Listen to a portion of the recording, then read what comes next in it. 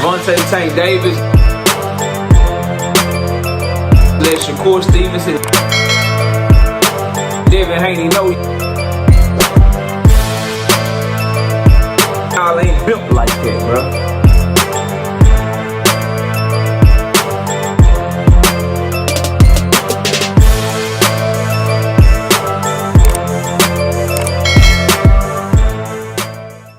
Gervonta Tank Davis and Roach fight week. Obviously, we are going to be covering this. They got their media workout today, which we'll be talking about later. But I wanted to make this video, and I just wanted to quickly remind all the Gervonta Tank Davis haters.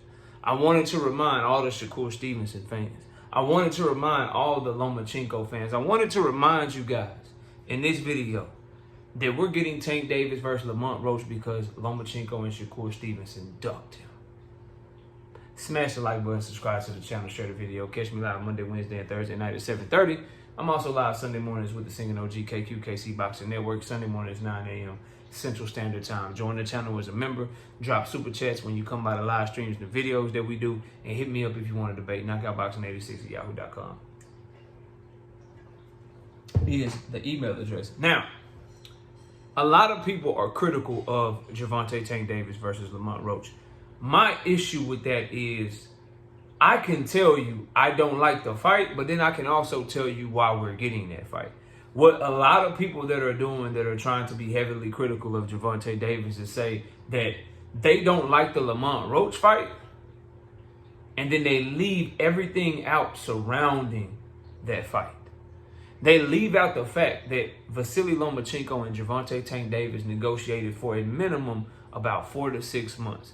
Loma pulled out in July. Bob Arum confirmed about like April. It was like April, might have been March. It was like April. No, it was after Lomachenko's fight. I think Lomachenko fought in May.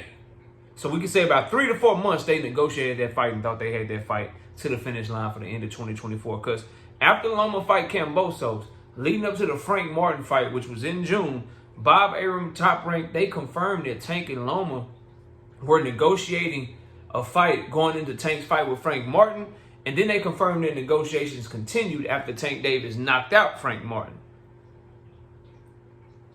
Bob Arum spoke and said that they were expecting Lomachenko to fly to finalize the deal for the Tank and Loma fight.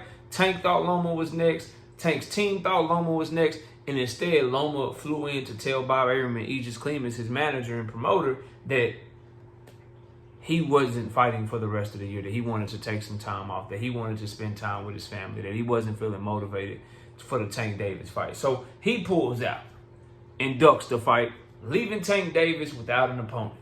Then he goes and he tries to make the fight with Shakur Stevenson. Shakur Stevenson has confirmed that Tank Davis's team reached out to him. Tank Davis's team confirmed that they reached out to him. Then that's where both sides split, where one is saying, and Tank Davis side, we sent that man a one-fight deal.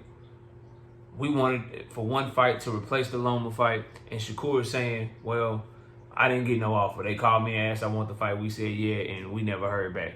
That's the two sides of the story. But then when you consider hindsight being 2020 and what's happened since then, Shakur Stevenson openly saying, I don't want to fight Tank Davis without my hands being fully healthy. Well, when Tank Davis' team reached out to him, his hands weren't fully healthy because his hands ain't been fully healthy for the last 7 fights. That according to his grandfather and trainer for his entire life, Wally Moses, and he hurt his hand in sparring and had to take some time off because he was supposed to fight Cordina at the end of 2024, but he hurt his hand with 16 zone, throwing a body shot in sparring that required surgery. Then he just hurt both his hands in the fight with Padley out of his own mouth. So his hands haven't been fully healthy for years. So did you want to fight Tank with your hands not being fully healthy?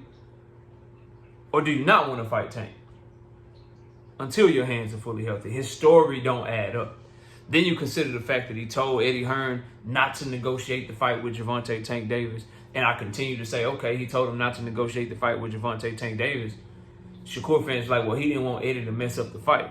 Well, now you know his hands are hurt. Now you know he don't want to fight Tank without his hands being hurt. So every move that he's made matches he ain't ready to fight Tank until he get his hands fixed. Until he feels comfortable with his hands.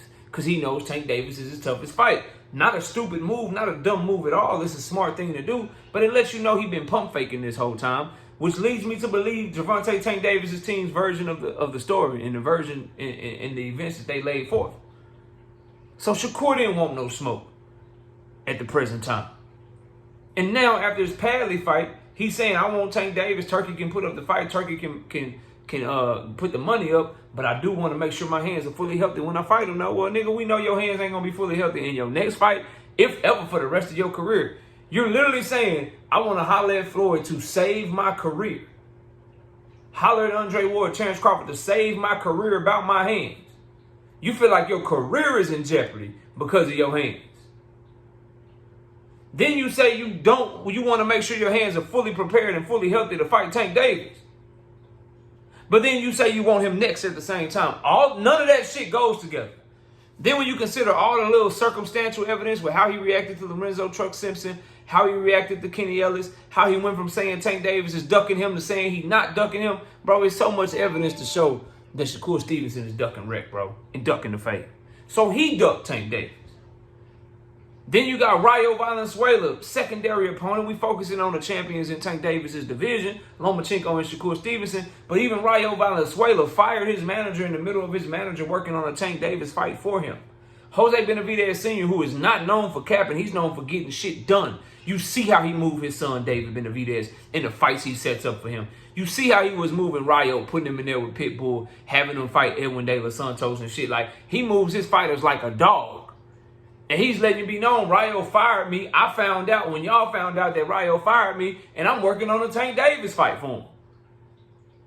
I'm trying to get him the tank back. And Rayo and Robert Garcia said that Rayo wasn't going to be back until the following year, and he didn't want to, you know what I'm saying? He had the Pitbull rematch clause, and then it turns out, on top of firing his manager who was working on a Tank Davis fight for him, he also is fighting on Tank Davis's undercard, and he also is not fighting Pitbull Cruz, who he said he just had to fight. He had a rematch clause, and that's why he couldn't take the Tank Davis fight. So he ducked out on the fight, bro.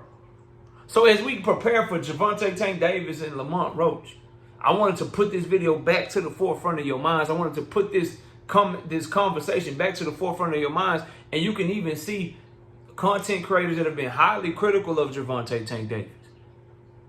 Now they all getting in line with Knockout, not getting in line with me like I'm the leader, you know what I'm saying, or no shit like that. But now they all coming over to my opinion, to my side of things. They starting to see what Shakur Stevenson is doing. And I can confidently tell you, bro, I can confidently tell you that the shit that I know behind the scenes that I can't say publicly on this video, bro, that boy ducking.